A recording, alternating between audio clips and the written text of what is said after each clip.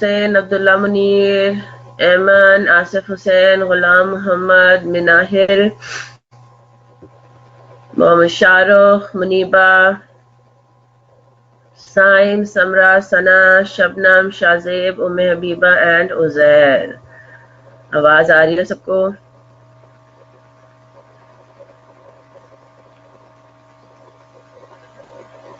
क्या हाल चाल है जी सबके?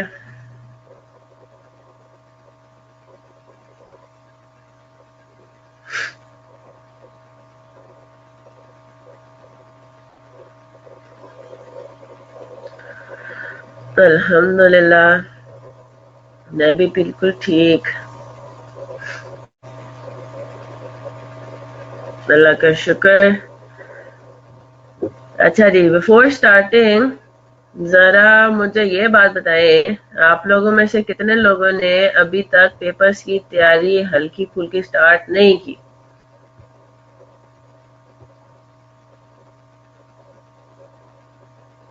शाहजेब ले लें तो देख लें, अगर समझ आ जाता है तो ठीक है। तैयारी स्टार्ट नहीं की? अच्छा जी, जो जैसे होता है प्रॉपर के जी आपने बैठे हैं, आपने सिलेबस देखा, सिलेबस इन द सेंस कि आपने ये देखा कि क्या चीजें कर ली हैं और रिवाइज करना शुरू किया, नहीं किया तो कब कब इरादे हैं करने के शुरू? आप लोगों को ये बात पता है ना कि जनवरी का महीना जो है वो पेपर्स की तैयारी, मतलब मार्च में जो आपके एग्जाम्स होने हैं, आई कैप एग्जाम्स। अच्छा अब्दुल्ला, देखो बच्चे, टाइम आपको ना फिर मिलना है सिर्फ और सिर्फ फरवरी में, जब आपकी क्लासेस सारी खत्म हो जाएंगी। अभी क्लासेस सारी चल रही हैं और मैं आपको बता रही हूँ ना कि जनवरी के महीने में सारी क्लासेस में जोर बढ़ जाएगा। पता है ना ये बात सबको, सिर्फ कॉस्ट अकाउंटिंग की बात नहीं हो रही, सारी ही क्लासेस, जितने भी आप क्लासेस ले रहे हो उसके अंदर आपको पता है कि जी बहुत ज्यादा प्रेशर हो जाएगा। सारे टीचर्स, और ऑब्वियसली बात है कि इनके टॉपिक्स क्या होते हैं, टेक्निकल होते हैं, ठीक है, और उसमें ज्यादा दिमाग भी लगाना पड़ता है क्योंकि अल्टीमेटली डिफिकल्टी लेवल आपका आहिस्ता आहिस्ता बढ़ता रहता है। अब मैनेज करना मुश्किल है तो मैनेज करने को थोड़ा आसान करना पड़ेगा आपको, ठीक है? इसको किसी ना किसी तरीके से अब आप निकालें टाइम, एटलीस्ट एक दफा जैसे आज के दिन बैठ के टाइम टेबल बनाइए अपना, कि मैं ये बात शायद मैं पहले भी डिस्कस कर चुकी हूँ कि मैं पूरा दिन मेरे पास जो होता है उसमें मेरी क्लासेस कब से कब तक होती हैं, प्रॉपर पूरे 24 आवर्स का आपके पास ब्रेकअप हो, ठीक है? कि what time do you wake up, जैसे फॉर एग्जाम्पल आप उठते हैं 9:15, 9:30 क्लास होती है, 9:15 आप उठते हैं, 9:15 से 9:30 तक क्या कर रहे होते हैं, 9:30 से 11 तक क्लास का टाइम है, फिर 11 से 12 तक ऑडिट की क्लास है, फिर 12 से 1 तक ब्रेक है व्हाट्सएवर, ठीक है? क्लासेस आपकी खत्म होती हैं 2 बजे या 3 बजे। 3 बजे से लेके 4 बजे तक क्या कर रहे होते हैं, 4 से 5 क्या कर रहे होते हैं, 5 से 6 क्या कर रहे होते हैं। आपकी क्लासेस जो है 1:15 तक क्लासेस खत्म हो जाती हैं, तो उसके बाद आप देखें कितना आपके पास टाइम अवेलेबल है। होमवर्क, होम असाइनमेंट्स कभी मिलते हैं कभी नहीं मिलते। टेस्ट जो है वो हर दफा नहीं होते, ठीक है, हर रोज की बात नहीं है टेस्ट। तो 2 बजे तक क्लासेस अगर है, चले 2 बजे नहीं तो 3 बजे कभी कर ले, घंटा डेढ़ रेस्ट करने के बाद फिर आपका टाइम कहाँ जाता है? वीकेंड्स हो गए, संडेज हो गए, हाउ डू यू स्पेंड दो संडेज? क्योंकि अब जो है वो टाइम आ गया है कि अब आपने वो संडेज जो है वो लेज अराउंड करके नहीं गुजारना, आपने संडेज टीवी देख के नहीं गुजारने, आपने सैटरडेज की शामें बाहर फ्रेंड्स के साथ नहीं गुजारनी, ठीक है? अभी थोड़ा सा टाइम आ गया है कि आपने अपनी थोड़ी सी सोशल लाइफ जो है वो, अब उसको थोड़ा सा फुल पॉज कर दें उसको या व्हाट्सएवर, और जरा पढ़ाई की तरफ फोकस करें क्योंकि एग्जाम का टाइम आने लगा है।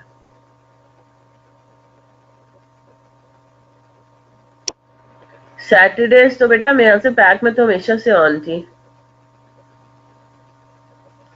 पैक तो हमेशा से सैटरडेज ऑन होती है, और वाकई में ऐसे ही कह रहे हो, उसे वीकेंड का बिल्कुल पता ही नहीं लगता। लेकिन आप एटलीस्ट देखो, टाइम टेबल बनाओ तो आपको पता चलेगा कि आप कहाँ कहाँ टाइम जाया करते हैं। लिटरली डू दैट, ठीक है। 15 मिनट फोन पे इस्तेमाल लगा देते हैं ना, तो वो 15 मिनट से हो जाता है आधा घंटा, पौना घंटा। ठीक है, ब्रेक लेनी है, चले ठीक है जी, 2 बजे क्लासेस खत्म हुई हैं, 2 से 3 जी आपने खाना वाना खाया, नमाज शमाज पढ़ी, थोड़ा सा रेस्ट किया, और आपने कहा कि जी 3 बजे जो है वो मैं बैठ के अपना पढ़ाई स्टार्ट करूंगी या करूंगा। अच्छा हसनैन, रिप्लाई मैं नहीं करती व्हाट्सएप पे। आजकल थोड़ा डिले आ रहा है रिप्लाईज में, और मैं ये 1-2 दफा पहले भी ग्रुप पे मैसेज कर चुकी हूँ कि अगर मैंने मिस किया है किसी का मैसेज तो वो मुझे दोबारा मैसेज कर दे, तो आप ये कर दें।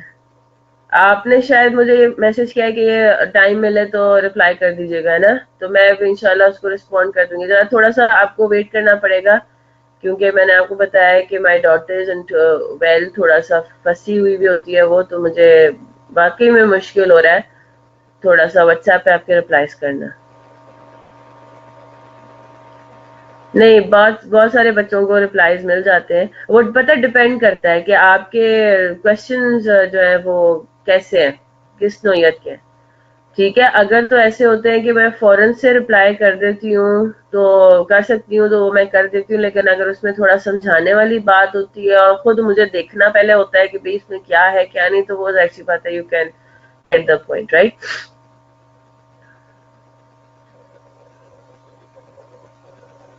अच्छा जी, तो मैं ये बात कह रही थी, तो आप जरा ये एक्सरसाइज करिए। मैंने पहले आप लोगों से डिस्कस की भी टाइम टेबल बनाने की, अपनी time table in the sense पूरे दिन का क्या आपका टाइम कहाँ निकल रहा है। I ever discuss this with you? आज जरा रात को सोने से पहले जरा अपने दिमाग में हर मिनट का आपने हिसाब रखना है, ठीक है?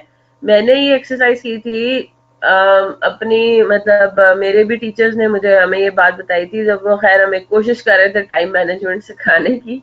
ठीक है, तो उसमें उन्होंने कहा था कि आप जब अपना ये, एटलीस्ट आपको आइडिया तो होगा ना, आप जब अपना ये करोगे ना कि अच्छा बिल्कुल डिटो आपने करना है, ठीक है? 9:30 पे मैं उठी या 9:15 पे उठी, 9:15 से 9:30 जो है वो जी हमने नाश्ता वाश्ता थोड़ा बहुत कर लिया, ठीक है, थोड़े फ्रेश अप हो गए। 9:30 से 11 एक क्लास हुई, 11 से 12 दूसरी क्लास हुई, 12 से 1:15 दूसरी क्लास हुई, तीसरी क्लास हुई। 1:15 खत्म हुआ तो 1:15 से 2 o'clock तक मैं जो हूँ इधर उधर फिरते रहे हम लोग, है ना?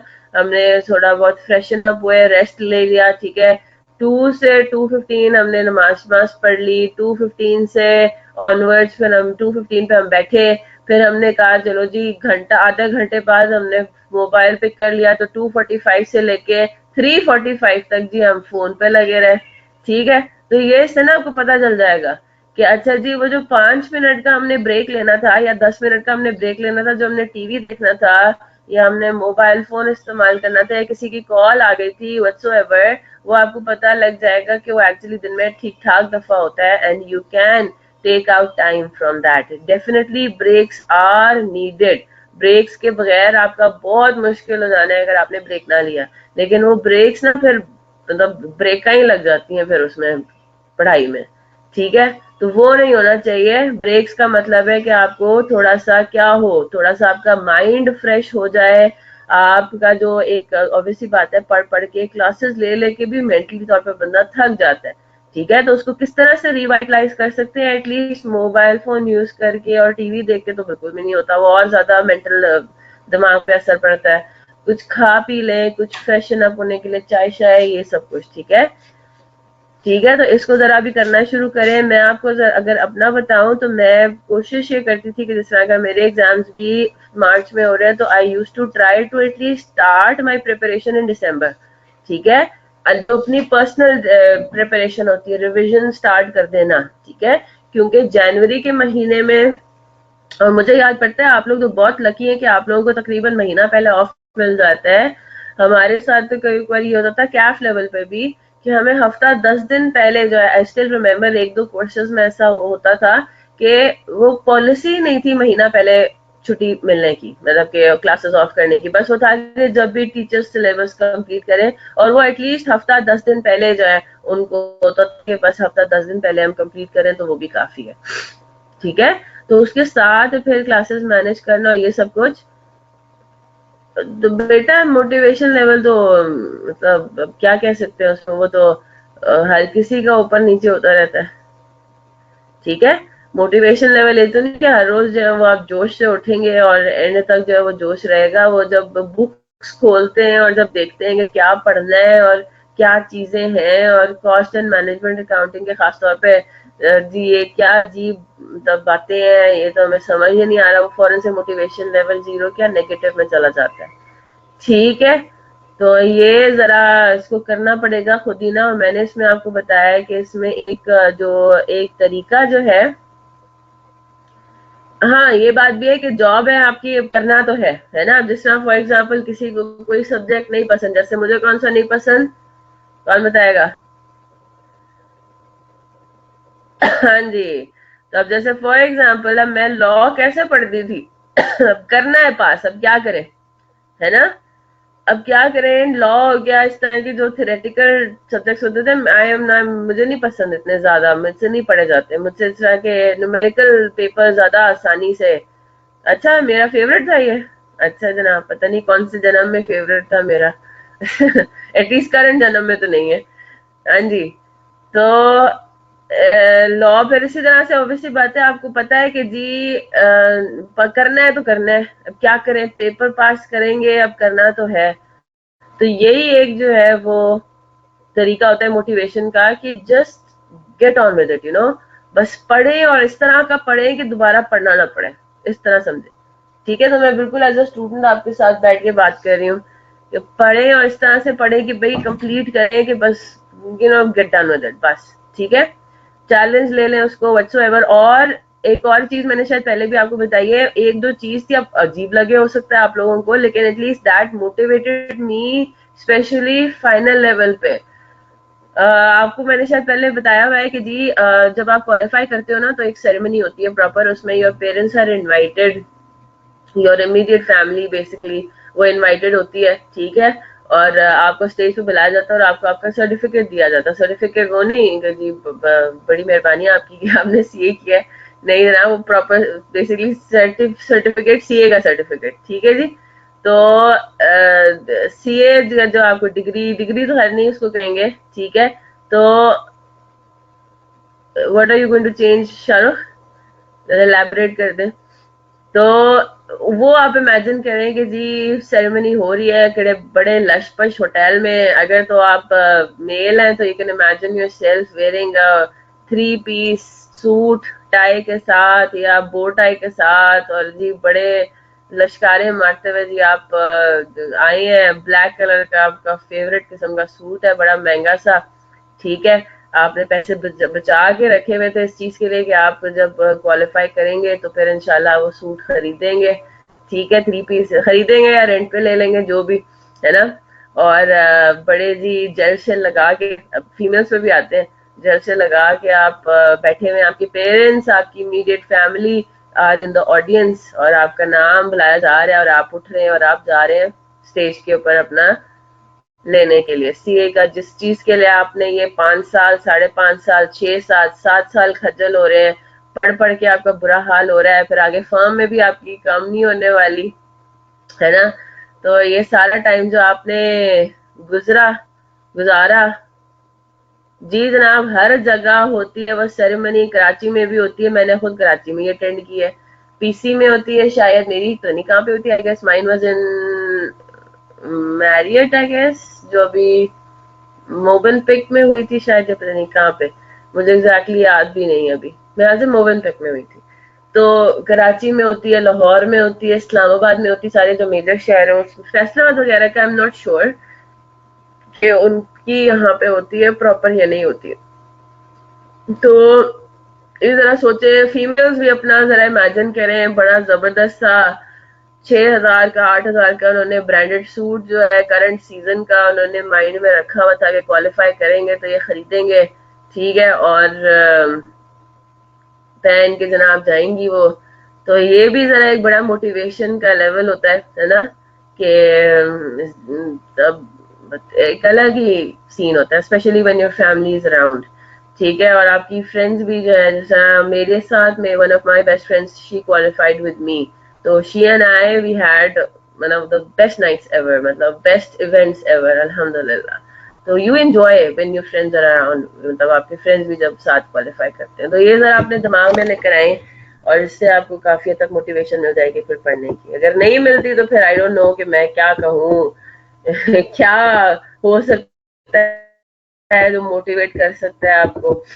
यही हो सकता है कि जनाब आपके पेरेंट्स ने कहा है कि आपकी शादी नहीं होगी जब तक आप क्वालिफाई नहीं करेंगे, यही फिर मोटिवेशन रह जाता है। हर एक का मोटिवेशन अलग है, किसी को जॉब करने का शौक होता है, तो भाई जब तक क्वालिफाई नहीं करेंगे तब तक जॉब नहीं मिलेगी।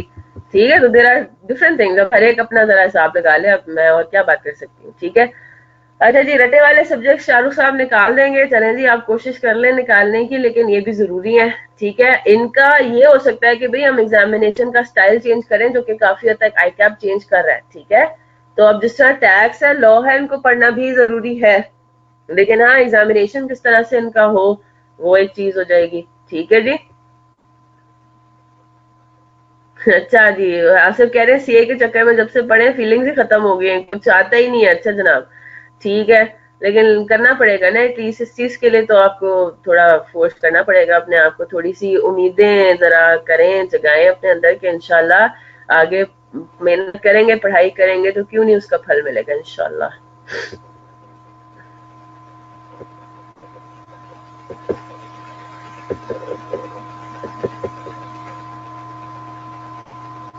पेरेंट्स ने धमकी दी हुई है उम्मे हबीबा के, चलें बस 2 मिनट और बात करते हैं, फिर उसके बाद स्टार्ट करेंगे अपनी पढ़ाई। क्या धमकी दी हुई है, डू यू माइंड शेयरिंग? अच्छा, पेरेंट्स ने ये धमकी तो नहीं दी हुई कि अगर सीए कंप्लीट नहीं हो तो शादी कर देंगे, ये धमकी दी हुई है?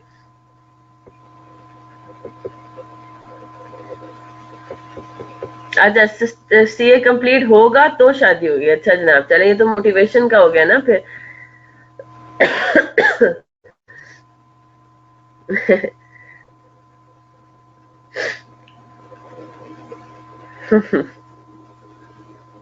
तो ये धमकी तो नहीं हुई ना, ये तो मोटिवेशन होगी। धमकी तो ये हुई है अगर पेरेंट्स ने ये बात बोल दी कि अगर सीए कंप्लीट नहीं हुआ तो शादी कर देंगे, तो ये तो फिर एक धमकी है, ये भी बल्कि एक मोटिवेशन है कि भाई नहीं, ये फिर मोटिवेशन है कि सीए कंप्लीट नहीं हो, है ना।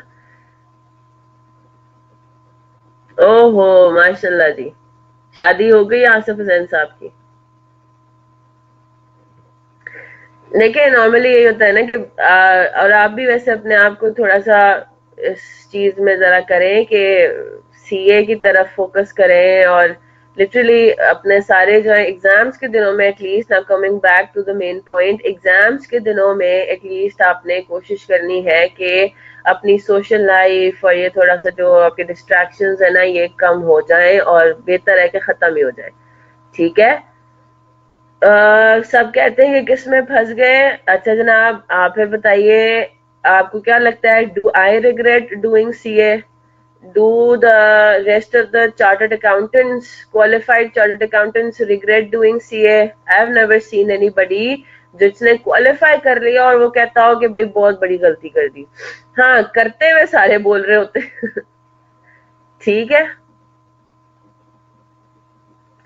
तो देखें, मुश्किल हर क्वालिफिकेशन है, हर क्वालिफिकेशन में कहीं ना कहीं मुश्किलें आती हैं। ठीक है, तो ये तो नहीं कह सकते ना कि हर क्वालिफिकेशन फारग है, मतलब फिर क्या है, कहाँ फंस गए, so on and so fourth. तो हर एक का मतलब प्रोज एंड कॉन्स है हर करियर में, हर क्वालिफिकेशन के अंदर।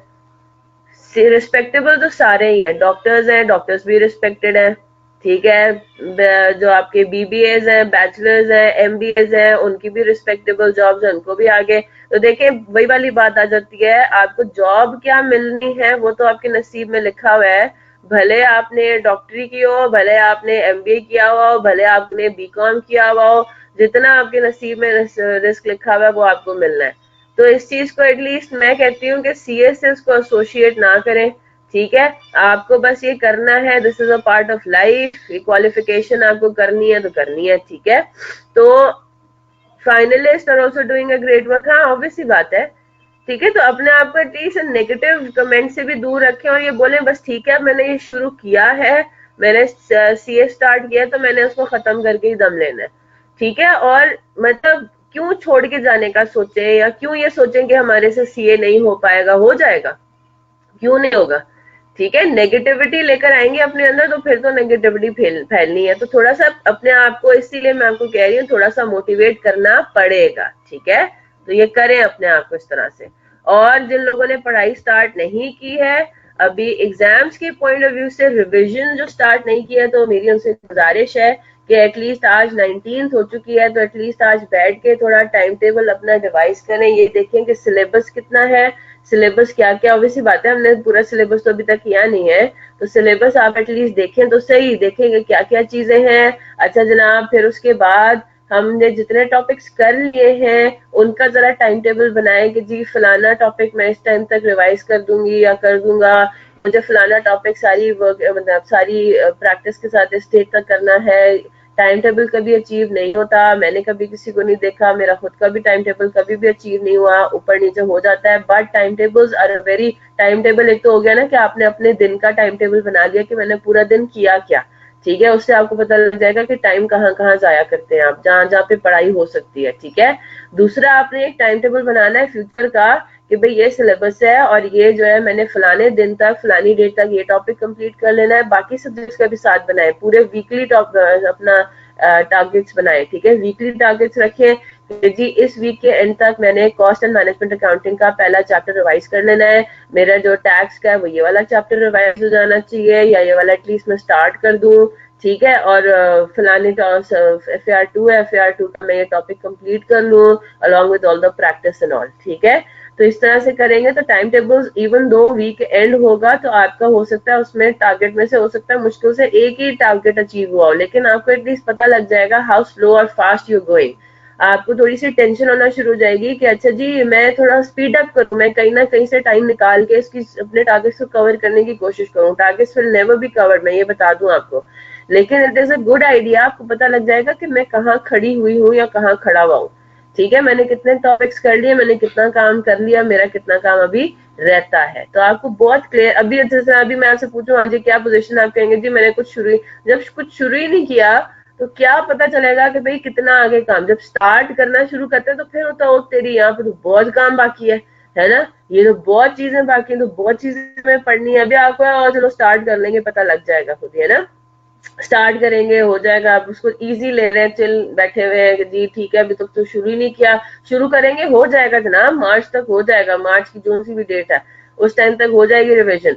जब स्टार्ट करेंगे तो पता चलेगा कि नहीं जनाब इसमें तो बहुत प्रैक्टिस की जरूरत है, स्टार्ट तो करें इसीलिए। और स्टार्ट करने का सबसे पहला तरीका है जरा सिलेबस देखें और पिछले जो टॉपिक्स हम कर चुके हैं उनके ऊपर जरा नजर तो मारें ताकि पता चले, याद आए कि भाई कितना काम करना है हमें। ठीक है, क्लियर हो गई बात। तो आई होप आज बैठ के सारे जिन्होंने काम स्टार्ट नहीं किया वो एटलीस्ट ये जो है करेंगे। ठीक है, ये वाला काम एटलीस्ट करना है। अब एग्जाम आना है, पेपर देना है, करना तो है, you can not avoid it and you should not be avoiding it at all. ठीक है, सीए हर सब्जेक्ट को इंटरेस्टिंग बना के पढ़ेंगे तो इंटरेस्टिंग लगेगा। ठीक है, थोड़ा सा उसको वो करें, दिल घबरा गया है तो घबराने की बात थोड़ी है ना, घबराने क्यों घबरा गए, अभी टाइम पड़ा हुआ है, अभी तो तैयारी स्टार्ट करनी है। तो इसको वो लेना कि अच्छा ठीक है यासिर, आप इसको लें कि भाई ठीक है मैं भी प्रेपरेशन स्टार्ट कर, अब जब करेंगे तो थोड़ा घबराहट कम होगी ना, सिलेबस कवर करेंगे तो फिर थोड़ा सिनेरियो पॉजिटिव होगा। और मैं ये बात बता दूं, एग्जाम से मतलब एग्जाम पेपर सॉल्व करते तक जो है वो आपको ये लगेगा कि मेरी कोई तैयारी नहीं है।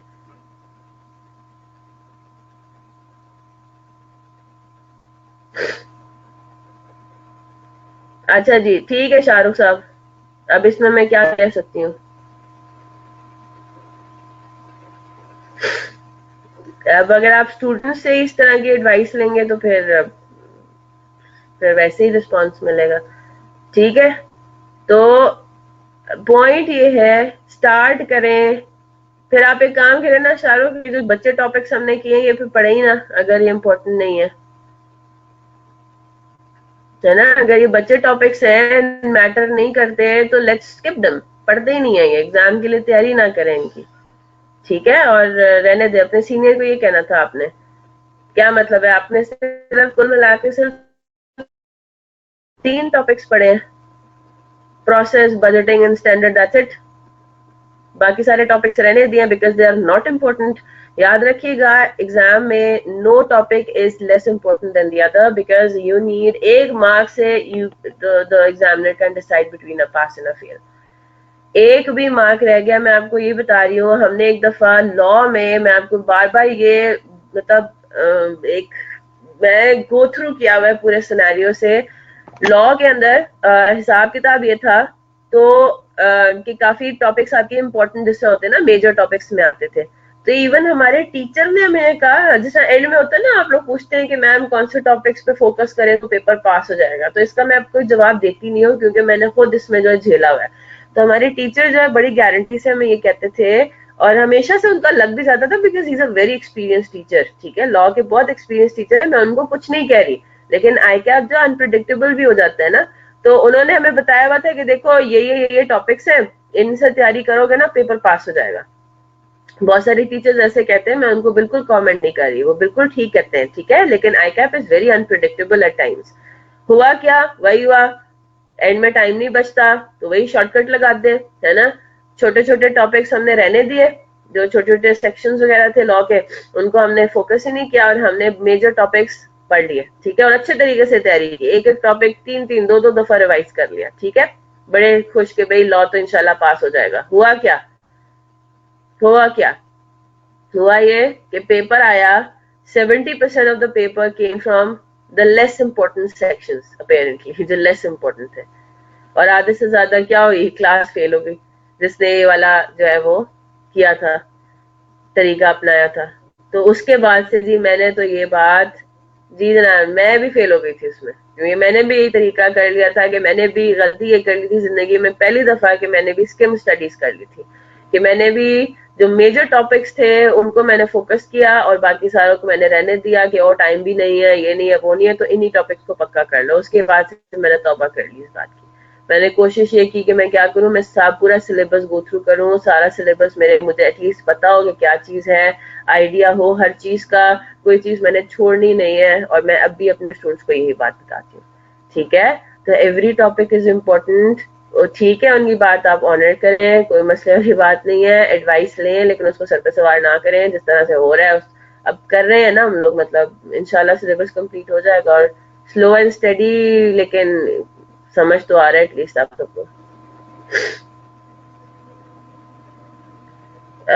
मेहनत करके भी नहीं, ऐसी कोई बात नहीं, ऐसा कोई पेपर नहीं था। जो पेपर मेरे, जो जैसा मेरे लॉ में आपको मैंने बताया हुआ कि मुझे मुश्किल आई थी, तो लॉ में हमेशा मुझे लगता था कि जी मैं मेहनत नहीं कर पा रही, क्योंकि मुझे वो मेरे वो पल ही नहीं पड़ता था ठीक है।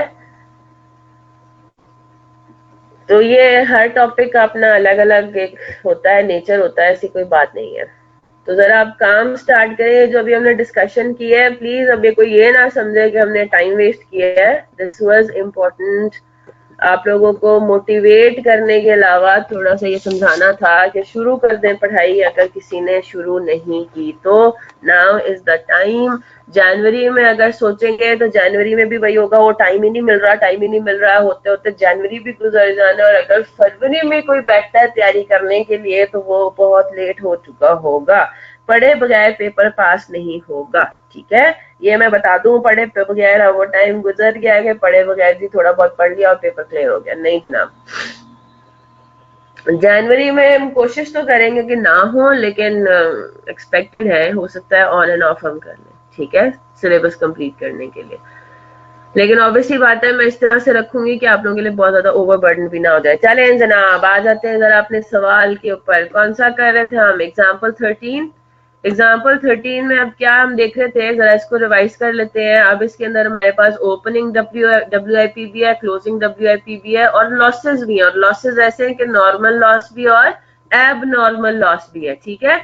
तो हमने सबसे पहले जरा आपने क्या कैलकुलेट कर लिया, जरा हमने देखा कि सिनेरियो में नॉर्मल लॉस के बारे में तो आपको बताया जाएगा, जो एक्सपेक्टेड है ना। और हो सकता है बाकी के लिए आप खामोशी हो जाए, तो आपने क्वांटिटी स्केड्यूल बना के चेक कर लेना है कि हमारे जो आउटपुट हुआ है, जो हमारा क्लोजिंग डब्ल्यूआईपी हुआ है, उसके हिसाब से क्या वो इनपुट से मैच कर रहा है, इनपुट और ओपनिंग डब्ल्यूआईपी से मैच कर रहा है, तो वो देखेंगे। अगर तो वो मैच नहीं कर रहा, तो इसका मतलब है कि कोई एबनॉर्मल लॉस या एबनॉर्मल गेन का सिनेरियो है। ठीक है, वो हमने कैलकुलेट कर लिया। फिर उसके बाद हम आए स्टेटमेंट ऑफ इक्विवेलेंट प्रोडक्शन का ऑब्जेक्टिव ये होता है कि आप अब वेटेड एवरेज में, ठीक है, आपने ये ऑब्जेक्टिव अचीव करना है कि हमने करंट मंथ में कितने यूनिट्स एक किस्म के 100% मैन्युफैक्चर किए, है ना।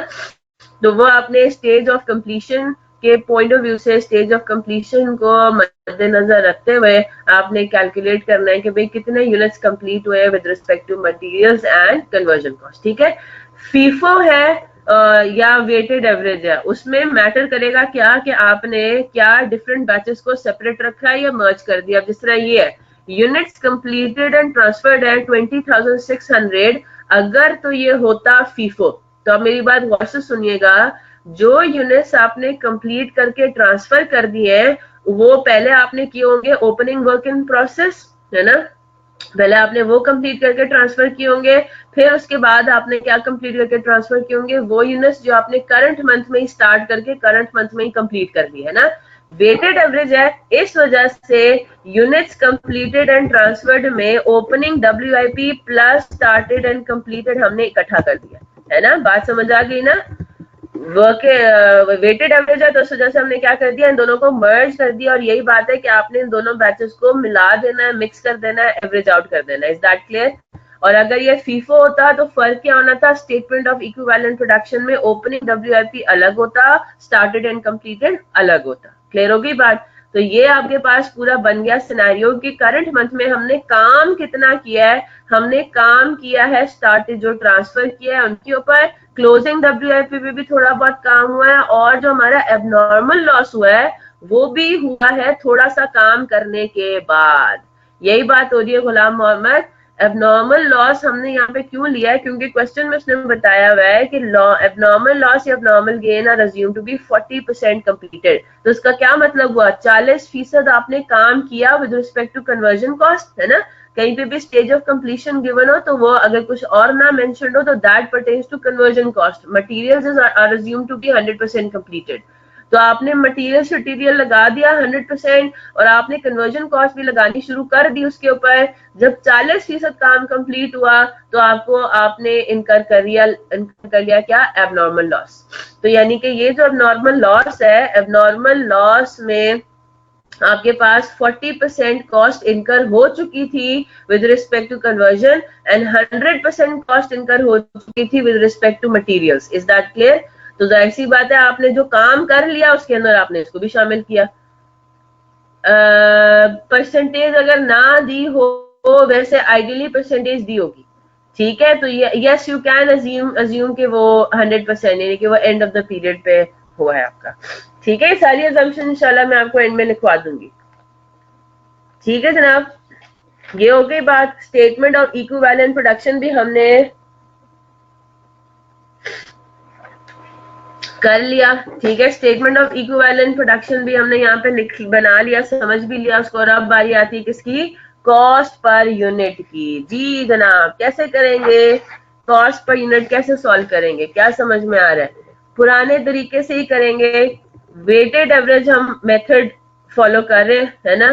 कैसे करेंगे, करते थे मटेरियल्स का अलग लेंगे, क्योंकि ऑब्वियसली बात है आपको पता है मटेरियल का जो है वो अलग हम यूनिट्स निकाल रहे हैं, इक्विवेलेंट यूनिट्स, और कन्वर्जन कॉस्ट के अलग निकाल रहे हैं। क्या कॉन्सेप्ट था, opening plus during the year cost. Very good एमन, इसी तरह से करेंगे, है ना।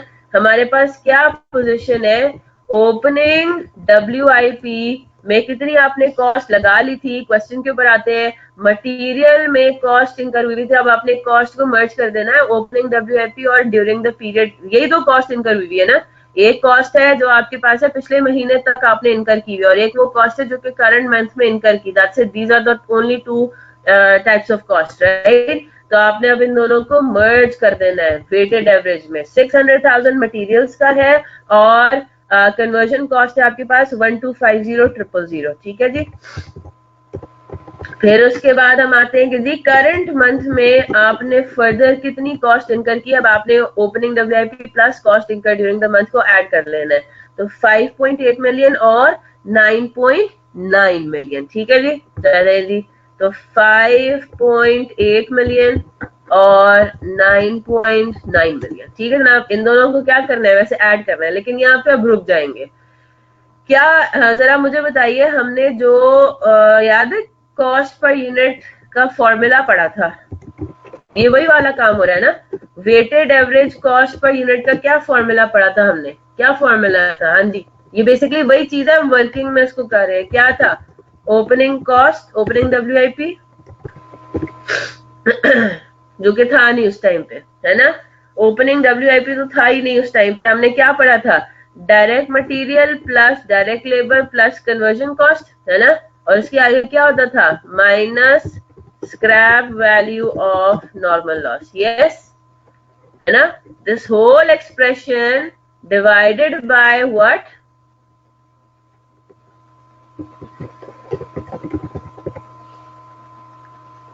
वहां पे हम क्या करते थे? डिवाइडेड बाय एक्सपेक्टेड आउटपुट करते थे, है ना।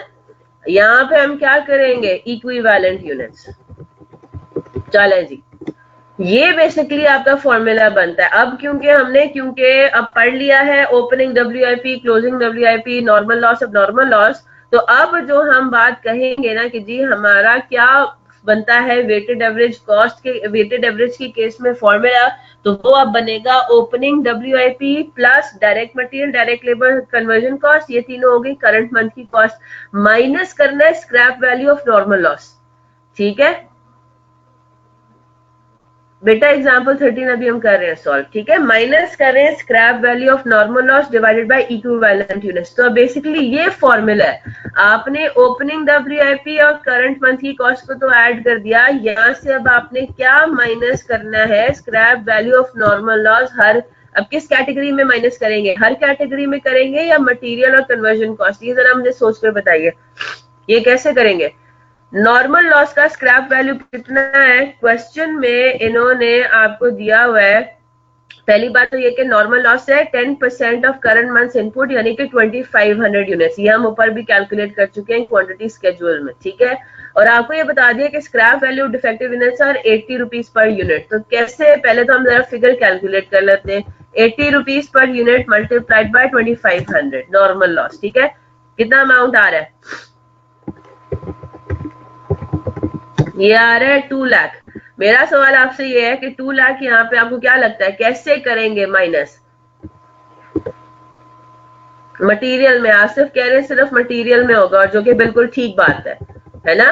मटेरियल कॉस्ट इससे आपकी कम हो रही है ना, कन्वर्जन कॉस्ट पे तो कोई फर्क नहीं पड़ेगा। अगर कन्वर्जन कॉस्ट से भी माइनस करेंगे तो वो तो उसका मतलब है आपने डबल डबल माइनस कर दिया इस फॉर्मूले में, है ना। इस फॉर्मूले में जाते हुए आपने 2 दफा scrap value of normal loss minus कर दिया, तो उसका मतलब तो हो गया कि 4 लाख फिर आप माइनस कर देंगे।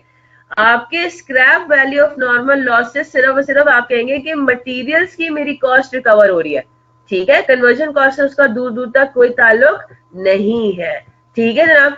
तो ये फॉर्मूला फॉलो करने के लिए अब आपने क्या कर देना है? न्यूमरेटर बेसिकली अब आप कैलकुलेट आपने कर लिया, है ना। न्यूमरेटर कैलकुलेट कर लिया 6.2 मिलियन और 11,150,000। इसके बाद आपने इसको किससे डिवाइड कर देना है? इक्विवेलेंट यूनिट्स लेने हैं, जो कि आप कैलकुलेट कर चुके हैं कल। तो इक्विवेलेंट यूनिट्स मटेरियल के हैं 25,500 और 23,400 आ रहे हैं आपके कन्वर्जन कॉस्ट के, और आप क्या आराम से कैलकुलेट कर लेंगे cost per unit. Is that clear? Yes और नो?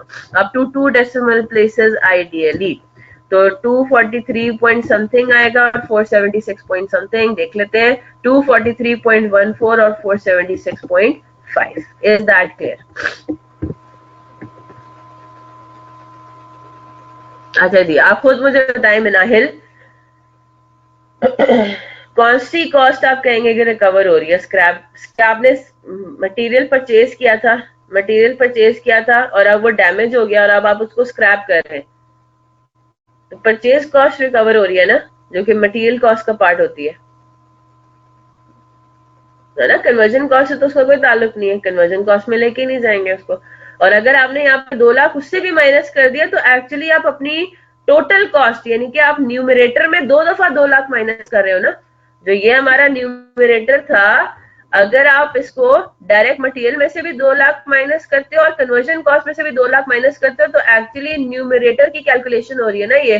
तो इसका मतलब है न्यूमरेटर में आपने, अगर आप इकट्ठी कैलकुलेशन कर रहे होते हैं, अगर इक्विवेलेंट यूनिट्स दोनों के सेम होते हैं मटेरियल और कन्वर्जन कॉस्ट के, तो फिर तो इसका मतलब है आपने 2 दफा scrap value of normal loss cost में से माइनस कर दी, तो वो तो 4 लाख आप माइनस कर रहे हो। 4 लाख की क्या इंपॉर्टेंस है, कोई भी नहीं है। ठीक है, तो ये एक ही दफा माइनस होगा और सिर्फ मटेरियल से माइनस होगा, दैट्स इट। तो ये अब आपके पास क्या आ गया, ये आपके पास आ गया कॉस्ट पर यूनिट। अब हम आहिस्ता आहिस्ता किसके पास आ रहे हैं, हमारे स्टेटमेंट ऑफ इवैल्यूएशन बनाने की पोजीशन में आ रहे हैं। ठीक है, नहीं जनाब, तब भी सिर्फ मटेरियल कॉस्ट रिकवर होगी बेटा। इसमें हम कंप्लीट होने या ना होने की बात ही करें, because we are talking about normal loss. Normal loss की बात हो रही है अभी।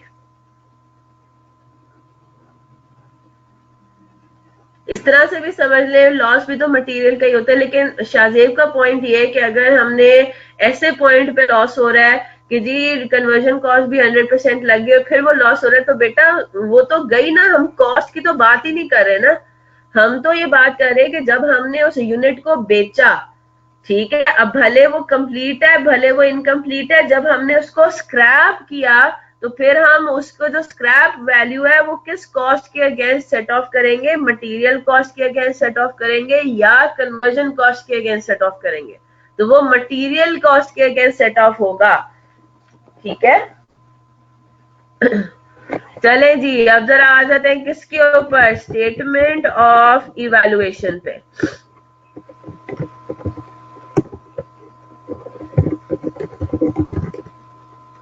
जी बिल्कुल, ये कॉस्ट वो है जो कि नहीं, ये वो पैसे जो आपको डिफेक्टिव यूनिट्स बेचने पे मिल रहे हैं।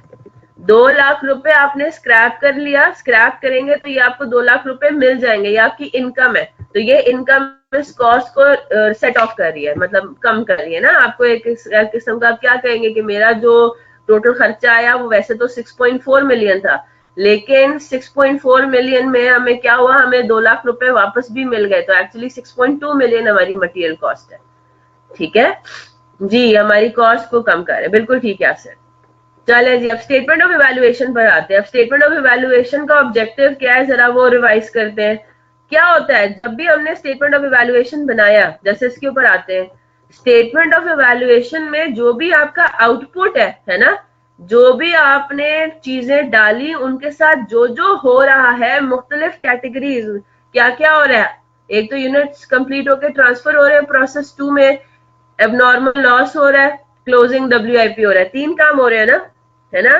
तो स्टेटमेंट ऑफ इवैल्यूएशन में आपने इन्हीं तीनों चीजों का क्या दिखाना है, टोटल कॉस्ट कैलकुलेट करते हुए दिखानी है। और मैं आपको अगर इसमें ये बता दूं कि एक टिप बता दूं, टिप ये है कि जिस तरह से आपने ये बनाया होता है ना statement of equivalent production, basically यही चीजें आ रही होती हैं स्टेटमेंट ऑफ इवैल्यूएशन में भी। और बस उसमें फर्क क्या होता है कि उसमें अब आपने रुपीस में फिगर कैलकुलेट कर रहे होते हैं, अगर आप नोट करें तो यही चीज है ना।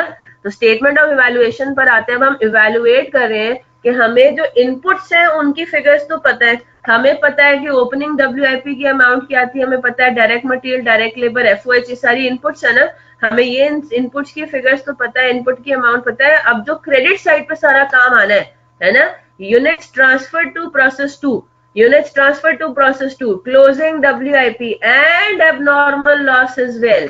आप इसको इस तरह से रखें कि जो प्रोसेस अकाउंट के क्रेडिट साइड पे फिगर्स आनी है, जो अमाउंट्स आनी है, अब आपने बेसिकली वो कैलकुलेट कर रहे हो आप। ठीक है, क्लियर होगी बात, ये चीजें, ये हो गया, ये हो गया और ये हो गया। ठीक है, other than normal loss, normal loss में तो सिर्फ स्क्रैप वैल्यू आनी है ना, उसकी तो कैलकुलेशन करने की जरूरत नहीं है। ठीक है, तो अब ये जो फिगर्स हैं, ये जो 3 है, abnormal loss, closing WIP and units transferred, अब इनका बेसिकली यहाँ पे कैलकुलेशन हो रहा है स्टेटमेंट ऑफ इवैल्यूएशन में। ठीक है, अब बात क्लियर हो गई, याद रखना आसान हो जाएगा होपफुली। ठीक है जनाब, तो स्टेटमेंट ऑफ इवैल्यूएशन पर आते हैं। तो हम लोग के पास पहले क्या है, cost of completed and transferred out units. ठीक है,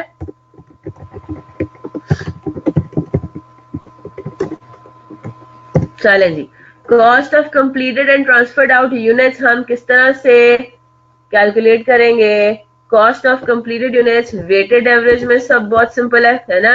20,600 यूनिट्स आपने कंप्लीट करके ट्रांसफर आउट किए, ठीक है, और ये 100% कंप्लीट है with respect to material and conversion cost. तो क्या करेंगे, जो आपने कॉस्ट पर यूनिट ये वाली कैलकुलेट किया है 243.14 एंड 476.50, इन दोनों को आपने क्या कर देना है, ऐड कर देना है ना।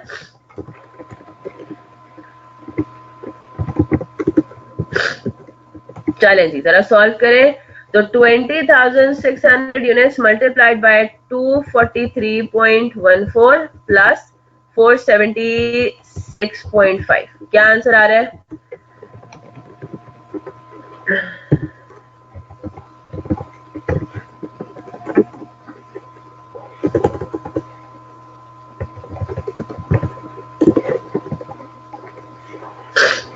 ये जनाब बिल्कुल गिवन है, 20,600 गिवन भी हो सकता है, आप कैलकुलेट भी कर सकते हैं। Units completed and transfer to process 2 given है इस सवाल में।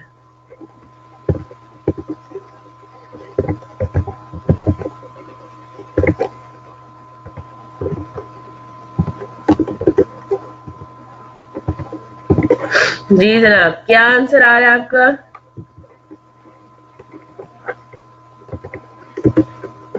14.824 मिलियन, यही आ रहा है? बिल्कुल ठीक। तो cost of completed and transferred out units, ये तो आपका हो गया जो प्रोसेस 2 में ट्रांसफर हुआ है। अच्छा जी, फिर उसके बाद दूसरी चीज हम क्या करते हैं, कॉस्ट ऑफ क्लोजिंग WIP, है ना। कॉस्ट ऑफ क्लोजिंग WIP, तो आपको ये बात पता है कि जी क्लोजिंग वर्क इन प्रोसेस में हमने मटेरियल्स के अलग इक्विवेलेंट यूनिट्स लिए और कन्वर्जन कॉस्ट के अलग लिए। तो जरा आ जाते हैं स्टेटमेंट ऑफ इक्विवेलेंट प्रोडक्शन पे। देखिए एग्जैक्टली यही हेडिंग्स है हमारी, units completed and transferred, closing WIP, और तीसरा हमारा होगा एबनॉर्मल लॉस, ठीक है। तो यही फिगर्स पिक करनी है आपको, 4200 एंड 2520, ठीक है। तो 4200 मटेरियल का हो जाएगा मल्टीप्लाइड बाय 243.14 और 2520 कन्वर्जन कॉस्ट। ठीक है जनाब, यहां तक बात समझ आ गई सबको? तो आपके पास आ जाएगी कॉस्ट ऑफ क्लोजिंग WIP।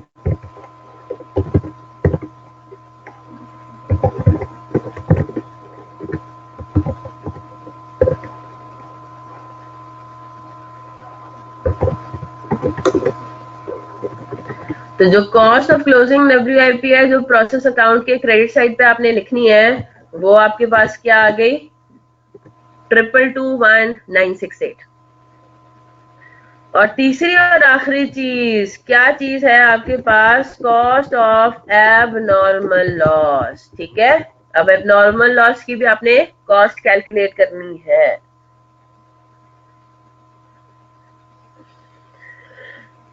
ये वैसे एबनॉर्मल गेन भी हो सकता था ना? बिल्कुल एबनॉर्मल गेन भी हो सकता था। इसी तरह से हम एबनॉर्मल गेन के भी कॉस्ट कैलकुलेट करते हैं और वो लेके जाते हैं प्रोसेस अकाउंट की डेबिट साइड पे। हाँ जी, कॉस्ट ऑफ एबनॉर्मल लॉस में क्या करेंगे, हम ये कहेंगे कि जो एबनॉर्मल लॉस हुआ उसमें मटेरियल कंप्लीट था विद रिस्पेक्ट टू व्हाट्स 100%, है ना। तो 700 मल्टीप्लाइड बाय 243.14, और जो हमारा कन्वर्जन कॉस्ट था वो उसने कहा था, बिल्कुल, और अगर कन्वर्जन कॉस्ट था उसमें उसने कहा था कि इट वाज 40% कंप्लीटेड, यानी कि उसमें हमने निकाला था 280 यूनिट्स, 280 था ना।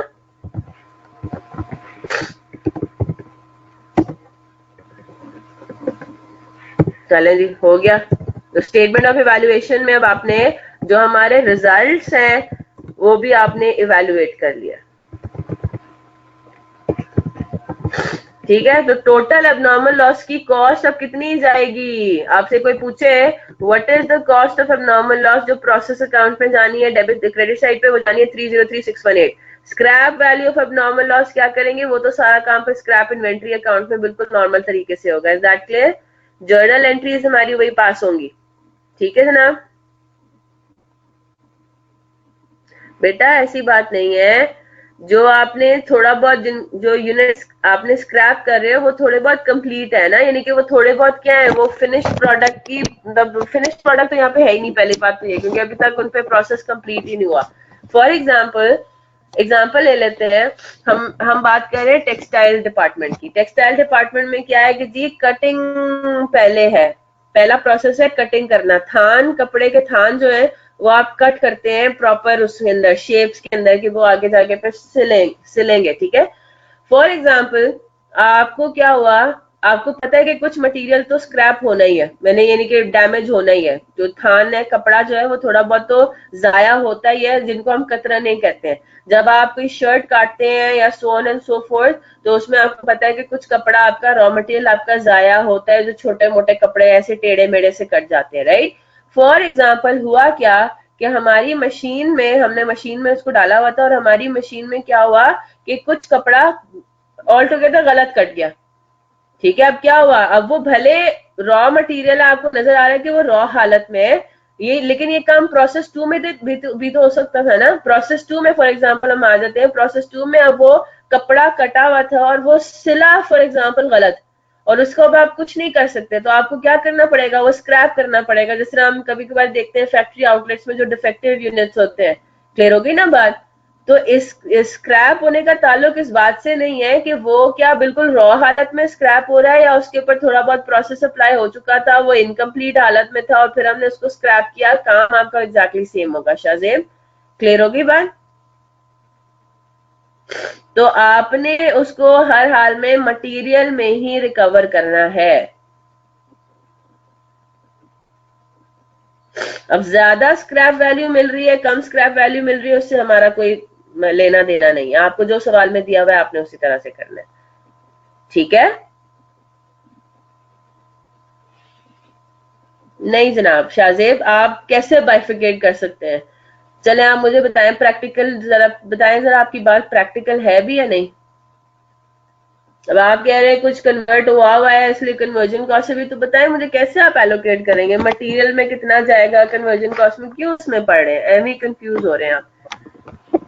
इस बात में जाना ही नहीं है आपको, जो मैंने बात बोली है कि वो मटेरियल में रिकवर होगा। स्क्रैप वैल्यू भले वो जितना भी कंप्लीट था, 0% कंप्लीट था, 40% कंप्लीट था, या 100% कंप्लीट था, you have to take scrap value, you have to recover scrap value from materials cost only.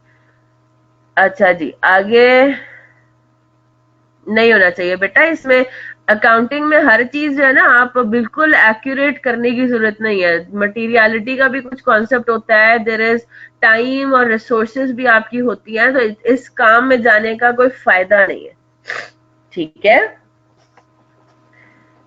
Total क्यों नहीं करते हम completed units and closing WIP का? कहाँ पे टोटल करने की जरूरत नहीं है ना बेटा। प्रोसेस अकाउंट आप सोचें शाहरुख साहब, प्रोसेस अकाउंट जरा अपने माइंड में लेकर आए। प्रोसेस अकाउंट में आउटपुट की फिगर अलग जानी है ना, ये फिगर अलग जाएगी, अलग लाइन में लेके जानी है।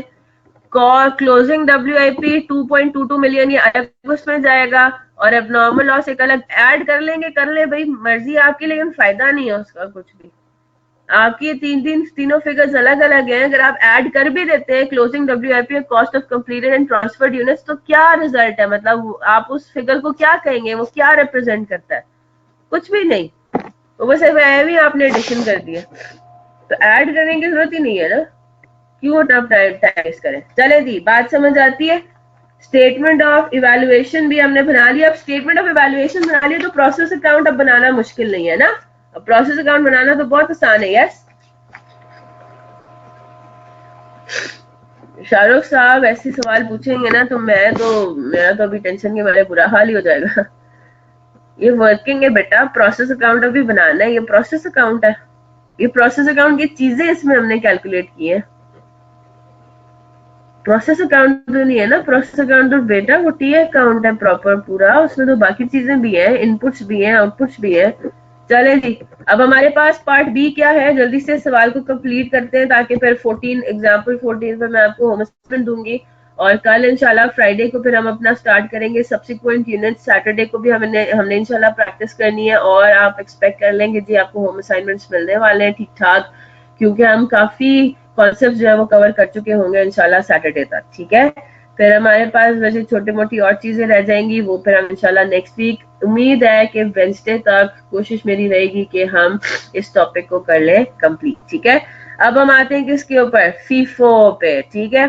फीफो में फर्क सिर्फ किस चीज का होगा, ऑब्वियसली बात है फर्क तो हमारा ठीक ठाक होना है, फर्क हमारा होगा स्टेटमेंट ऑफ किसमें, क्वांटिटी स्केड्यूल में तो कोई फर्क नहीं है ना, क्वांटिटी स्केड्यूल तो अपना इसी तरह से बनेगा। स्टेटमेंट ऑफ इक्विवेलेंट प्रोडक्शन है ना, स्टेटमेंट ऑफ इक्विवेलेंट प्रोडक्शन ये हमारा थोड़ा डिफरेंट तरीके से बनेगा।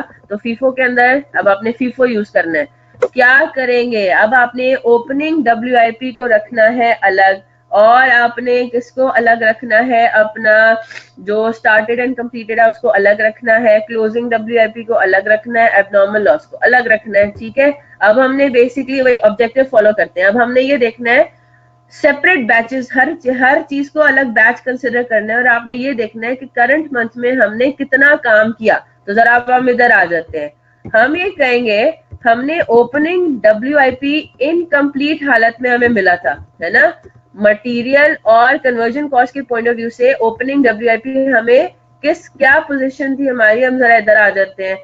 300,000 यूनिट्स थे, 3000 यूनिट्स थे, सॉरी 3000 यूनिट्स थे, मटेरियल वाज 100% कंप्लीट, यानी कि करंट मंथ में हमने ओपनिंग WIP में 0% काम किया, ठीक है।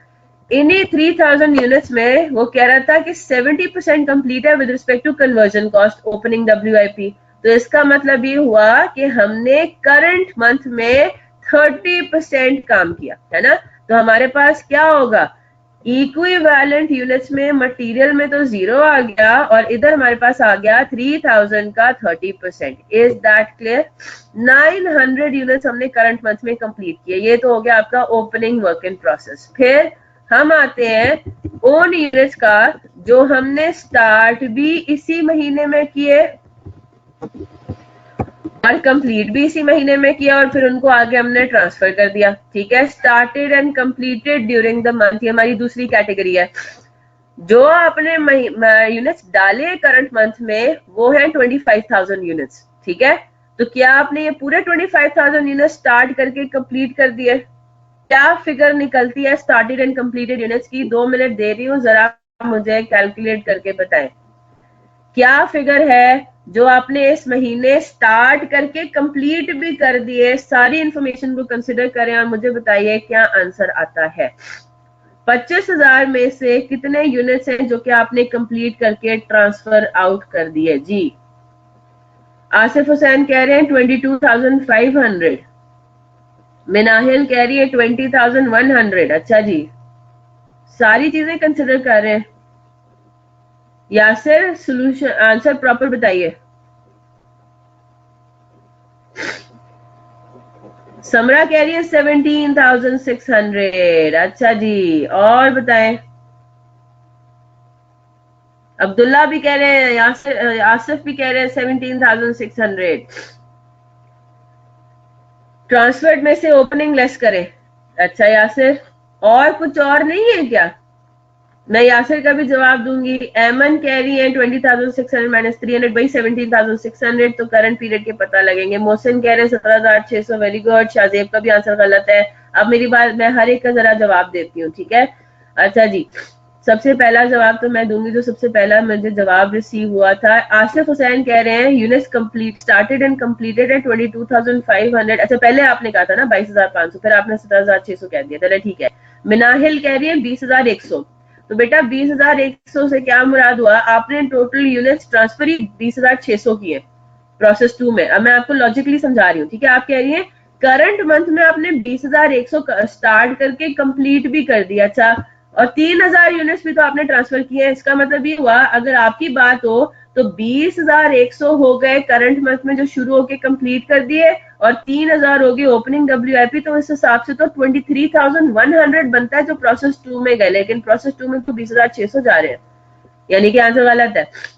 यासिर कह रहे हैं कि जी 20,600 minus 3,000, very good, this is the correct answer. 17,600 आपके ट्रांसफर आउट आपके वो है from the current months input, transferred out from current months input. Shahzeb का भी आंसर गलत है, इधर देख लीजिए।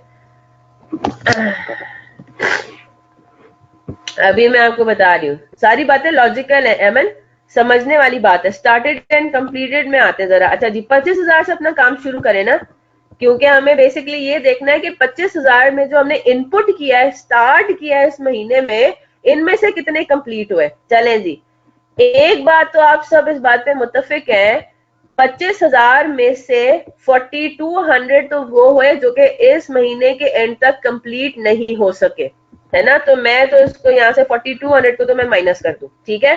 अच्छा जी, ये काम हो गया।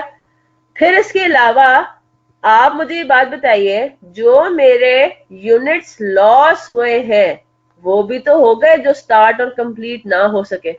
कौन कौन से? मेरे पास 2,500 यूनिट्स का नॉर्मल लॉस हुआ था, है ना। ये भी वो यूनिट्स हैं जो कि मैंने 25,000 में मेरे शामिल है, मेरे 25,000 का पार्ट है। फीफो फॉलो कर रहे हैं ना, है ना। तो फीफो में हम क्या कह रहे हैं, ये जो नॉर्मल लॉस हुआ है और अब नॉर्मल लॉस हुआ है वो रिसेंटली स्टार्टेड, जो रिसेंटली इनपुट यूनिट्स है उनमें से पर्टेन कर रहा है, ओपनिंग डब्ल्यूआईपी से पर्टेन नहीं कर रहा। यही तो होता है फीफो का पॉइंट, है ना। तो 25,000 में से 2,500 यूनिट्स जो नॉर्मल लॉस के, वो भी मेरे कंप्लीट नहीं हो सके, वो कंप्लीट होने से पहले ही डिफेक्ट हो गया, उनमें लॉस हो गया। फिर साथ साथ जो मैंने अब नॉर्मल लॉस मेरा हुआ है 700 यूनिट्स का, एक्स्ट्रा लॉस जो मेरा हुआ है, ये भी वो यूनिट्स हैं जो कि मैंने स्टार्ट तो किए थे करंट मंथ में लेकिन कंप्लीट मैं नहीं कर सकी। Is that clear? तो कितने यूनिट्स आपके बनते हैं फिर? 25,000 minus 4,200 minus 2,500 minus 700, 17,600। Normal loss तो लेस करना है ना मिनाहिल, वो भी तो आपका लॉस हुआ ना, हो तो रहा है ना। 2,500 का नॉर्मल लॉस आपने हमेशा माइनस करना है, भले उतने का हो ना हो, ठीक है। अगर यहाँ पे अब नॉर्मल गेन होता, फॉर एग्जाम्पल अब नॉर्मल गेन होता, तो आपने 2,500 एज इट इज यहाँ पे माइनस करने थे और ये जो 700 का अब नॉर्मल गेन होना था वो ऐड कर देना था, बस फर्क ही है।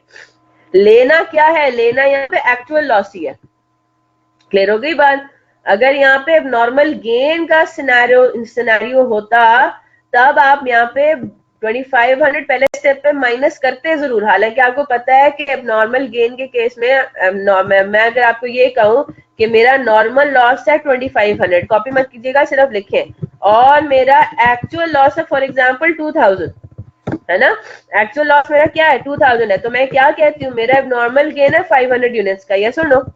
तो अगर इस तरह का कोई सिनेरियो होता तो just for the sake of एक स्टैंडर्डाइजेशन मेंटेन करने के लिए आप क्या कहेंगे, मैं माइनस करूंगी पहले 2,500 इधर से, लेकिन फिर मैं क्या कर दूंगी, ऐड कर दूंगी 500।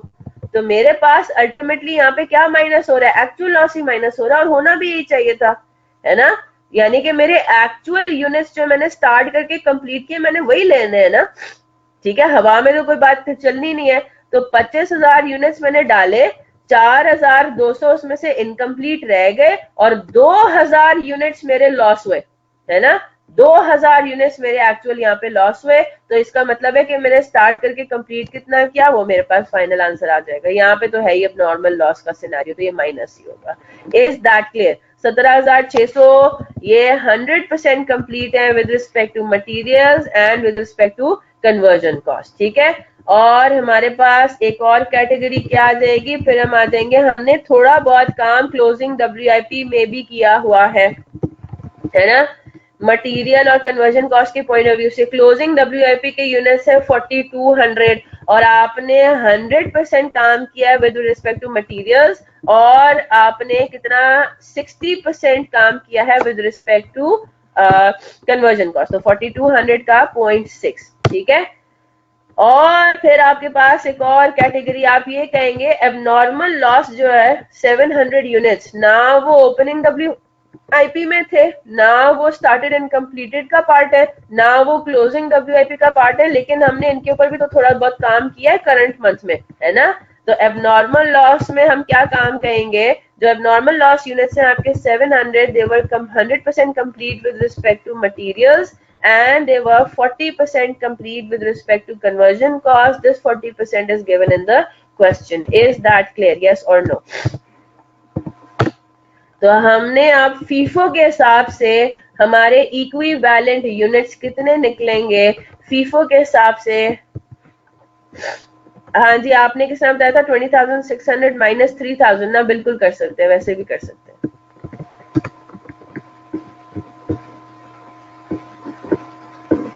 20,600 टोटल ट्रांसफर आउट हुए। जी बिल्कुल, नहीं नहीं, नॉर्मल लॉस पता होगा, दोनों फिगर्स पता होंगी, वैसे तो होनी चाहिए पता, क्योंकि आगे जाके नॉर्मल लॉस की कैलकुलेशन तो करनी है ना आपको, तो आपको हर हाल में नॉर्मल लॉस पता होगा तो आप abnormal loss abnormal gain calculate कर सकते हो ना, उसके अलावा तो नहीं पता चलेगा। एक और तरीका क्या है, स्टार्टेड एंड कंप्लीटेड कैलकुलेट करने का एक और तरीका क्या है, दूसरा तरीका आपके पास ये सवाल में आपको गिवन है कि 20,600 यूनिट्स आपने ट्रांसफर किए है ना, सवाल में आपको गिवन है ना 20,600 यूनिट्स ट्रांसफर किए, और हम क्या कह रहे हैं इन 20,600 में से 3,000 यूनिट्स ओपनिंग WIP के, तो बाकी यूनिट्स कौन से हुए, वो यूनिट्स जो कि हमने स्टार्ट इसी महीने किया और कंप्लीट भी कर दिया।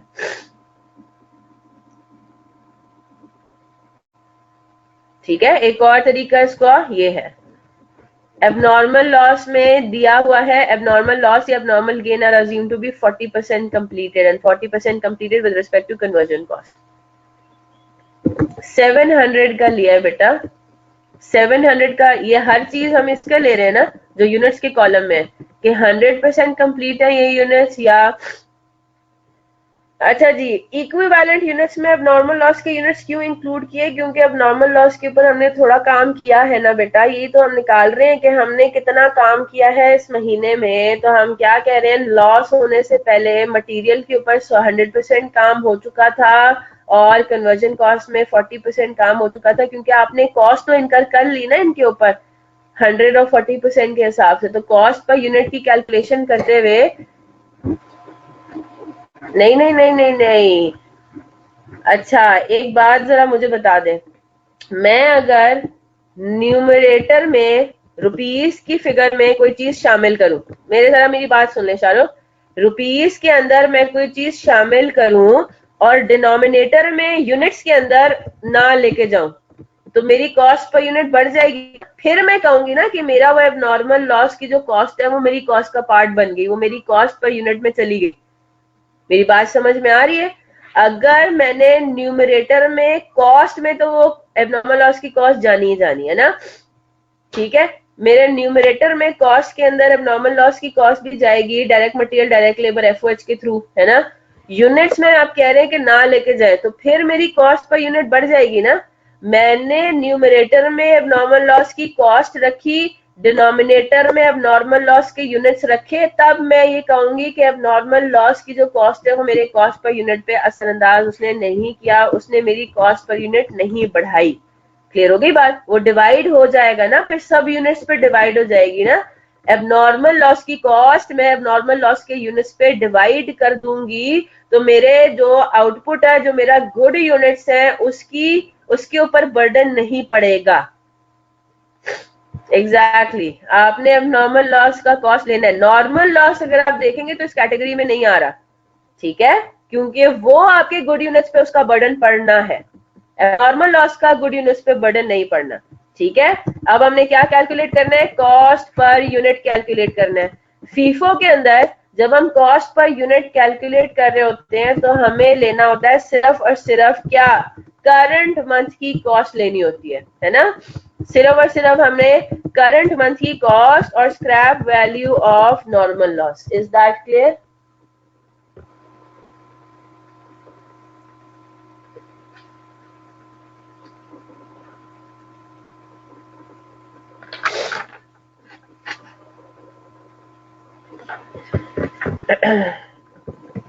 क्या है आपके पास पोजीशन, मटेरियल में आपने कॉस्ट इनकर की 5.8 मिलियन, कन्वर्जन कॉस्ट में आपने करंट मंथ में 9.9 मिलियन, अभी हमने क्योंकि फीफो है ना तो हमने ओपनिंग WIP और करंट मंथ की कॉस्ट को मिक्स नहीं करना है ना, मर्ज नहीं करना।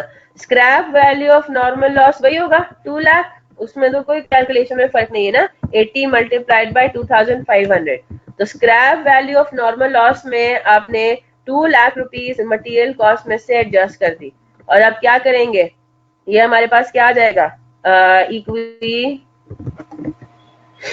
वैलेंट यूनिट्स,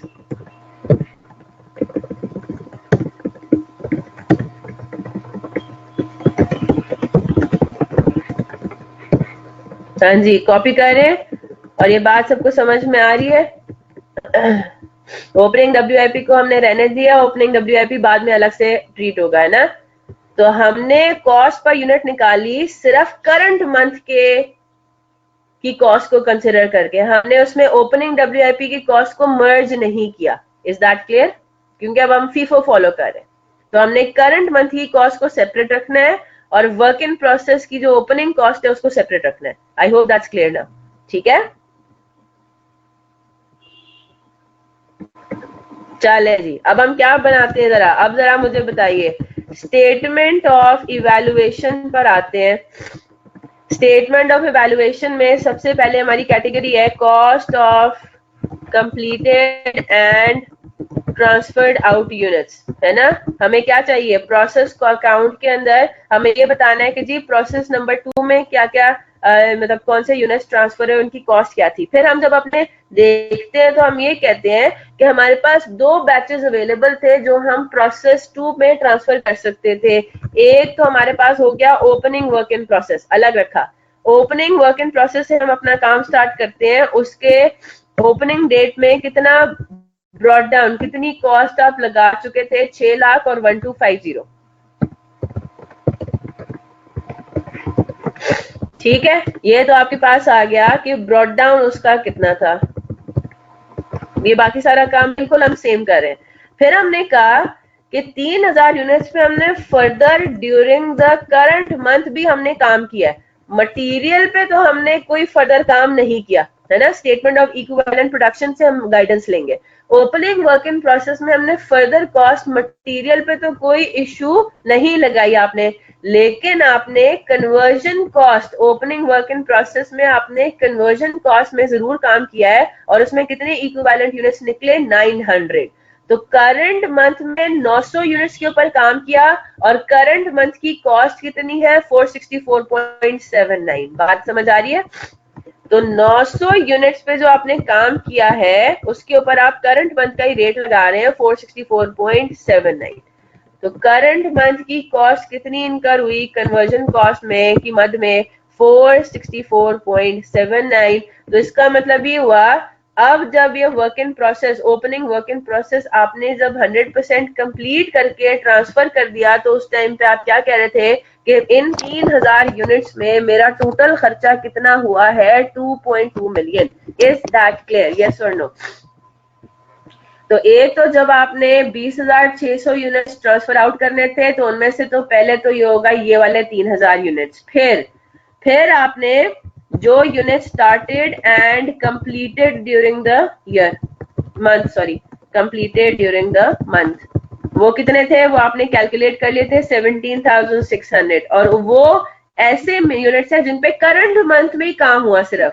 तो इन यूनिट्स के ऊपर करंट मंथ की कॉस्ट सिर्फ हुई, कौन सी कॉस्ट, 240.89 प्लस 248.89 प्लस 464.79, ये जो आप ऊपर कैलकुलेशन की हुई है, इनका पिछले महीने से कोई ताल्लुक है ही नहीं, ठीक है।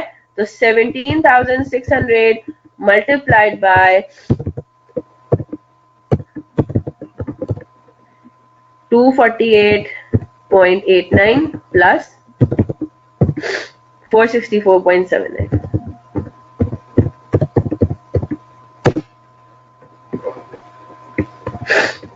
ठीक है जी। Started and completed during the month. अब इन दोनों को हमें टोटल करना है। अब इन दोनों को हमें टोटल क्यों करना है, ताकि हमारे पास ये अमाउंट आ जाए कि जो 20,000 जो प्रोसेस अकाउंट है, प्रोसेस अकाउंट में तो आपने ये बताना है ना 20,600 यूनिट्स जो ट्रांसफर आउट हुए, है ना। प्रोसेस अकाउंट में क्रेडिट साइड पे प्रोसेस 2 में जो ट्रांसफर हुए वो है 20,600 यूनिट्स, और उनकी टोटल कॉस्ट कितनी है, 14829,079। Is that clear? तो यहाँ पे तो अब हमें टोटल करना जरूरी है, ताकि हमें ये पता लग जाए कि पूरे 20,600 यूनिट्स की टोटल कॉस्ट क्या थी। 20,600 यूनिट्स का ब्रेकअप हो जाएगा, 3,000 यूनिट्स वर्क इन प्रोसेस में से ओपनिंग वर्क इन प्रोसेस में से ट्रांसफर हुए और बाकी 17,600 ट्रांसफर हुए जो यूनिट्स हमने करंट मंथ में स्टार्ट करके कंप्लीट किया जी। तो बेटा इसी मंथ में हमने इस महीने मटेरियल पे कोई काम नहीं किया था लेकिन कन्वर्जन कॉस्ट पे काम किया था और वो किसके इक्विवेलेंट काम किया था, 900 यूनिट्स की इक्विवेलेंट काम किया था। तो जो करंट महीने में कन्वर्जन कॉस्ट हमने लगाई वो करंट मंथ के रेट के हिसाब से लगाई ना, तो 464.79 करंट मंथ की तो कॉस्ट है और किसकी है,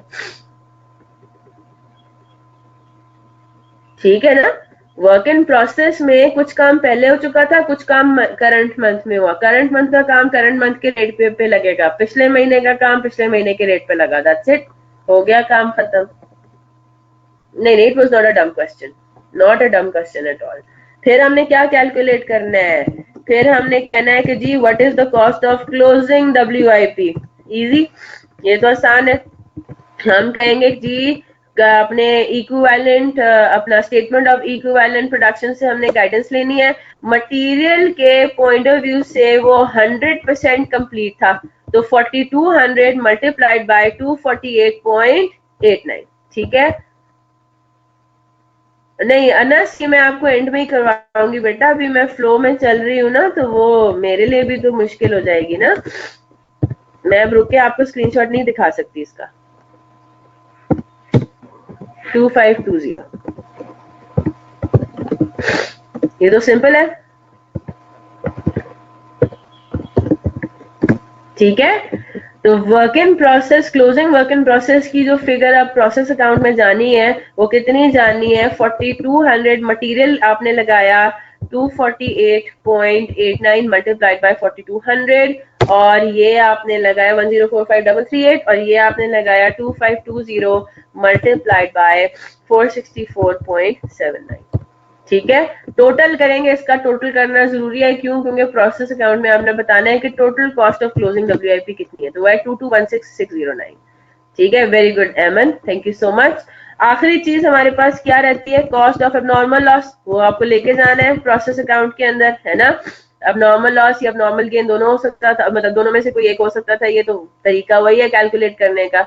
कॉस्ट ऑफ एबनॉर्मल लॉस हमारे पास क्या आ जाएगा, आपको सवाल में बता दिया गया है कि ये जो 700 यूनिट्स है वो 100% कंप्लीट हो गए थे विद रिस्पेक्ट टू मटेरियल्स, तो 248.89 उसके ऊपर कॉस्ट ये मटेरियल के पॉइंट ऑफ व्यू से सारी लग चुकी थी। And with respect to conversion cost 280 units की इक्विवेलेंट हमने काम किया था और 464.79 के हिसाब से उस पर इतनी कॉस्ट लगी थी बिफोर, मतलब उनकी डैमेज होने से पहले, ठीक है। 248.89,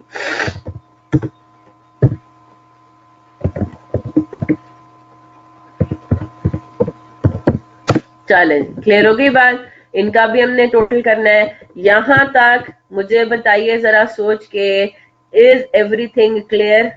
वेटेड एवरेज फीफो दोनों के केस में किस तरह से सॉल्व होती हैं चीजें, क्लियर हो गई, क्रिस्टल क्लियर हो गया जी। मोहम्मद शाहरुख, सवाल है आपका। अल्हम्दुलिल्लाह, बेहतरीन हो गया, जबरदस्त। लॉजिक के साथ चलेंगे तो फिर कौन, मतलब कोई भी चीज इंशाल्लाह मुश्किल नहीं लगेगी, ठीक है। चले जी, 10:56 हो गए वैसे भी, ठीक है। Example 14 is your home assignment for today. Hand out upload हो चुका है और इसमें अब आपने यही काम करना है, स्टेटमेंट ऑफ इवैल्यूएशन बनाना है under weighted average and FIFO method, दोनों के अंदर अलग अलग, और इसको सॉल्व करके ये चले। अच्छा है, अपलोड करते हैं, रहने दें, ये भी अपलोड ना करें कल, लेकिन आप अटेम्प्ट जरूर कीजिएगा इसको, ठीक है बेटा। क्वेश्चन हैंड आउट अपलोडेड है LMS पे, स्क्रीनशॉट क्यों लेना है आपने इसका, ठीक है। एग्जाम्पल 14 है, मैं नया फिर नहीं स्टार्ट करी क्योंकि फिर वही 3 मिनट के बाद अच्छा है ऑडिट में जरा टाइमली बेसिस पे चले जाए। कल ही फिर हम इंशाल्लाह जो सब्सिक्वेंट प्रोसेस है उसमें दो या तीन बहुत ही छोटी छोटी चीजें, आसान है, बहुत सिंपल सा है, प्रोसेस अकाउंट हम पढ़ेंगे प्रोसेस 2 का, और फिर हम आ जाएंगे अपने पैक के हैंडबुक के जो क्वेश्चंस हैं, क्योंकि अब हम सारे सिनेरियोज ऑलमोस्ट कर चुके होंगे उस टाइम तक, और हमारे लिए बहुत आसान होगा कि हम कंसोलिडेटेड क्वेश्चन जो है वो आराम से कर सके। मसला ये है कि पैक के हैंडबुक में जो क्वेश्चंस है ना, जो उसमें प्रोसेस 1 प्रोसेस 2 दोनों इन्होंने बात की हुई है एक ही सवाल में, ठीक है। तो वो प्रोसेस अकाउंट्स मांग रहे हैं ज्यादातर क्वेश्चंस में दोनों प्रोसेसेस का। तो पहले हम जरा प्रोसेस 2 का भी समझ लें, उसके बाद फिर वो मैं आपको होम असाइनमेंट दे दूंगी और उसमें भी आपको कोई मसला इंशाल्लाह फिर नहीं होगा। बिल्कुल सिंपल और स्ट्रेट फॉरवर्ड सिनेरियोज होंगे, ठीक है जी जनाब। कॉस्ट ऑफ एब्नॉर्मल गेन भी आपके स्टेटमेंट ऑफ इवैल्यूएशन में कैलकुलेट जरूर होगा,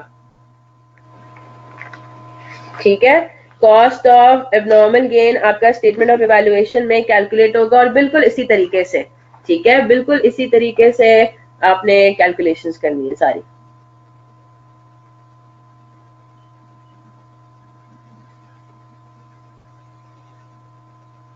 सेवन 700 का क्या बताऊं बेटा,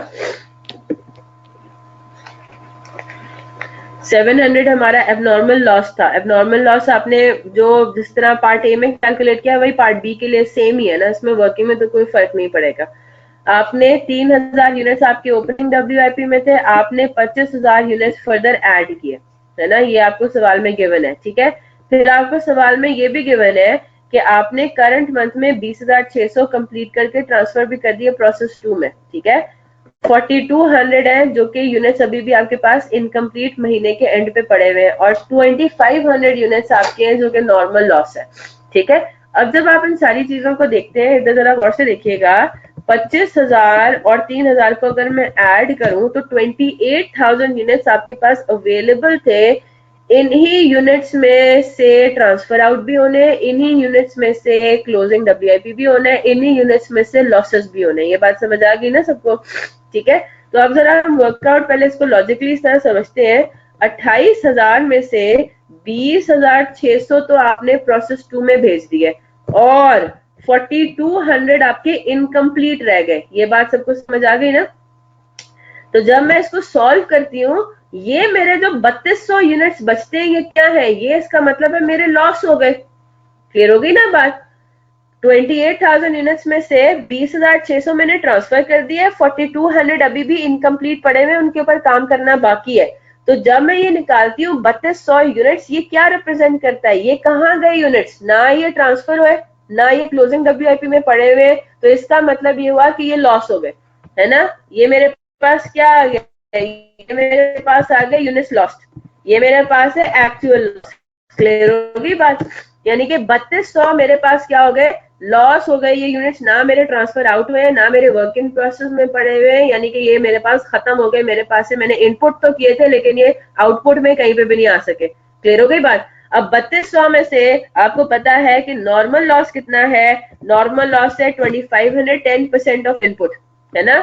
तो मेरा एक्चुअल लॉस था 3200, नॉर्मल लॉस था 2500, यानी कि मेरे पास एब नॉर्मल लॉस कितना हो गया, 3200 में से 2500 को माइनस कर दे 700। इसको इस तरह से भी समझ सकते हैं। क्लियर होगी हमें अभी बात। तो यही काम बेसिकली इसमें हुआ है। ये आपने सॉल्व किया तो आंसर क्या आया, 3200, है ना। उसमें से आपने 2500 माइनस किया, नॉर्मल लॉस माइनस किया, तो अब नॉर्मल लॉस।